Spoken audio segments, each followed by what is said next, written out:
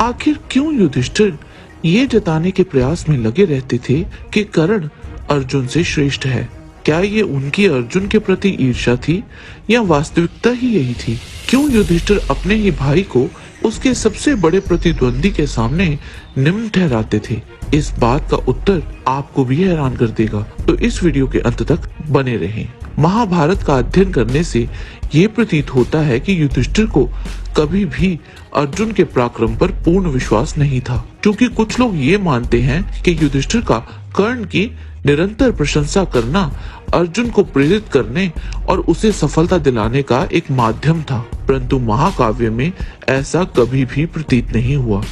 जब से कर्ण ने रंगभूमि में प्रवेश किया, तब से युधिष्ठिर ने अपनी मन की शांति को खो दिया और कर्ण को अर्जुन से श्रेष्ठ योद्धा मान लिया। दिलचस्प बात यह है कि अर्जुन ने कभी अपने ज्येष्ठ भ्राता द्वारा कर्ण की अति प्रशंसा की परवाह नहीं की।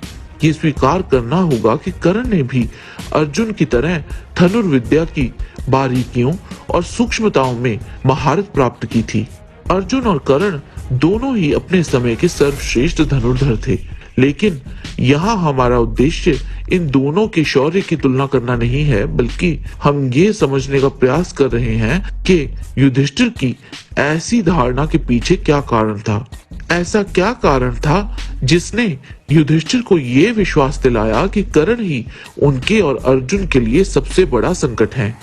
आश्चर्य की बात यह है कि अर्जुन द्वारा कर्ण पर प्राप्त विजय भी युधिष्ठिर में आत्मविश्वास नहीं जगा सकी। महाभारत के वन पर्व अध्याय 36 के अनुसार जब अर्जुन पाशुपतास्त्र प्राप्त करने गए थे, उस समय युधिष्ठिर ने भीम से कहा, यद्यपि पितामह भीष्म, आचार्य द्रोण तथा कृपाचार्य का आंतरिक स्नेह धृतराष्ट्र के पुत्रों तथा हम लोगों पर एक सा ही है, तथापि वे राजा दुर्योधन का दिया हुआ अन्न खाते हैं, अतः उनका ऋण अवश्य चुकाएंगे। वे सब के सब दिव्यास्त्रों के ज्ञाता और धर्मपरायण हैं। मेरी बुद्धि में तो यहाँ तक आता है कि इंद्र आदि संपूर्ण देवता भी उन्हें परास्त नहीं कर सकते। उस पक्ष में महारथी कर्ण भी है, जो हमारे प्रति सदा अमर्ष और क्रोध से भरा रहता है। वह सब अस्त्रों का ज्ञाता, अजेय तथा अभेद्य कवच से सुरक्षित है। सूत पुत्र कर्ण के हाथों की फुर्ती समस्त धनुर्धरों से बढ़ चढ़कर है। उसका स्मरण करके मुझे अच्छी तरह नींद नहीं आती। जब युधिष्ठिर इस प्रकार बोल रहे थे, तब तक अर्जुन ने कर्ण और अन्य कई योद्धाओं पर विजय प्राप्त कर ली थी, जिनमें देवता भी शामिल थे। आइए विस्तार से जानते हैं तब तक अर्जुन की उपलब्धियों के बारे में। अर्जुन ने अंगार पर्ण को बिना धनुष हाथ में लिए ही पराजित किया। अर्जुन ने मछली की आंख का भेदन किया, जिसे कर्ण नहीं कर सके। अर्जुन ने स्वयंवर के बाद हुए युद्ध में कर्ण को पराजित किया। अर्जुन ने खांडव वन दहन के समय इंद्र और अन्य देवताओं को पराजित किया। अर्जुन ने अपने दिग्विजय अभियान के दौरान कई राजाओं को परास्त किया। उत्तर कुरु तक पहुंचकर अनेक कर एवं भेंट प्राप्त की और धनंजय की उपाधि अर्जित की। परंतु इन सभी विजय गाथाओं के बावजूद युधिष्ठिर का विश्वास अर्जुन पर बढ़ा नहीं। इसके विपरीत युधिष्ठिर कर्ण की धनुर्विद्या की प्रशंसा करते हुए उसे धर्मश्रेष्ठ धनुर्धर मानते हैं। महाभारत के आदि पर्व अध्याय 134 के अनुसार गुरु द्रोण के गुरुकुल में अर्जुन और कर्ण सहित सभी को समान रूप से अस्त्र विद्या का उपदेश प्राप्त होता था। तो भी अर्जुन अपने विशिष्ट प्रतिभा के कारण अकेले ही समस्त कुमारों में अतिरथी हुए। बुद्धि, मन की एकाग्रता, बल और उत्साह के कारण वे संपूर्ण अस्त्र विद्याओं में प्रवीण हुए। लेकिन युधिष्ठिर ने ऐसा कथन करने से पहले ना अपने भाई की बुद्धिमत्ता को महत्व दिया, ना उनके कठिन परिश्रम को, ना ही उनकी असंख्य उपलब्धियों को। यह अर्जुन की महानता थी कि उन्होंने अपने भाई के शब्दों को कभी भी अपने मनोबल पर प्रभाव नहीं डालने दिया। उन्होंने कभी आत्मविश्वास को नहीं खोया। उनकी जगह कोई और होता तो विचलित हो जाता, निराश हो जाता और अंततः अवसाद में डूब जाता। लेकिन अर्जुन ऐसे नहीं थे। उन्होंने अविचलित और अडिग होकर अपने लक्ष्य की ओर बढ़ना जारी रखा। कैसे निश्चित हो कि कौन श्रेष्ठ था? इसका एकमात्र मार्ग है प्रदर्शन, जिससे किसी योद्धा की श्रेष्ठता निर्धारित की जा सकती है। जैसा कि हमने पहले बताया है कि वन पर्व तक अर्जुन ने अनेक महान विजय प्राप्त कर ली थी।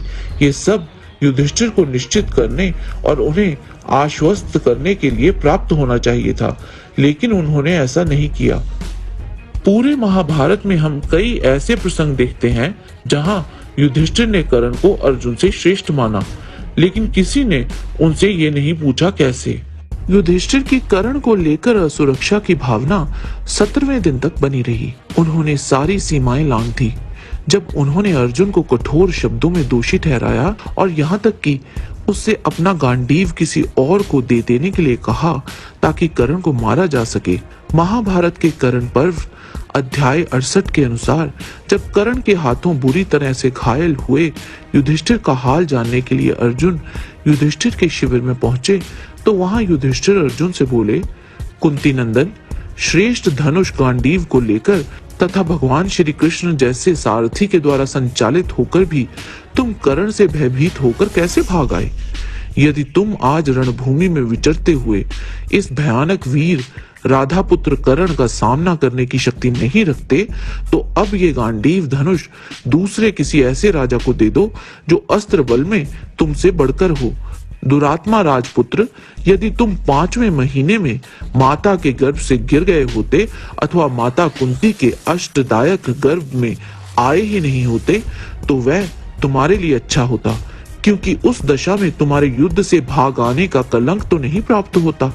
धिक्कार है तुम्हारे इस गांडीव धनुष को, धिक्कार है तुम्हारी भुजाओं के पराक्रम को, धिक्कार है तुम्हारे इन असंख्य बाणों को, धिक्कार है हनुमान जी के द्वारा उपलक्षित तुम्हारी इस ध्वजा को, तथा धिक्कार है अग्निदेव के दिए हुए इस रथ को। ये थे युधिष्ठिर के शब्द अर्जुन से युद्ध के 17वें दिन। असहनीय, अव्यवहारिक। ध्यान देने योग्य बात यह है युधिष्ठिर की कर्ण के प्रति असीम प्रशंसा और उससे गहरी भय भावना। अंततः युधिष्ठिर ने कर्ण को बेहतर योद्धा क्यों माना? इस विषय पर कई बार गहन विश्लेषण करने के बाद हम इस निष्कर्ष पर पहुंचे कि यह उनके मनोवैज्ञानिक भय का परिणाम था। भीष्म, द्रोण तथा यहाँ तक कि अश्वत्थामा जैसे वीरों ने भी पांडवों को भारी क्षति पहुंचाई, लेकिन युधिष्ठिर ने उनके प्रति कभी वैसा भय प्रकट नहीं किया जैसा कर्ण के प्रति था। जय श्री कृष्ण। आज के वीडियो में बस इतना ही। आशा करते हैं कि आपको हमारा ये वीडियो पसंद आया होगा। कृपया इसे लाइक और शेयर अवश्य करें।